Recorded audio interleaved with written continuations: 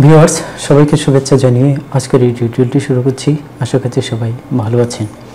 আজকে আমরা আলোচনা করব গ্রামার কি।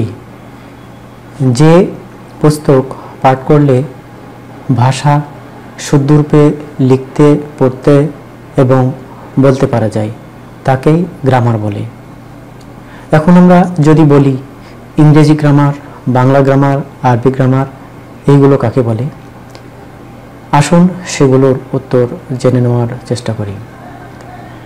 বাংলা গ্রামার, যে পুস্তক পাঠ করলে বাংলা ভাষাকে শুদ্ধরূপে লিখতে পড়তে এবং বলতে পারি তাকে বাংলা গ্রামার বলে।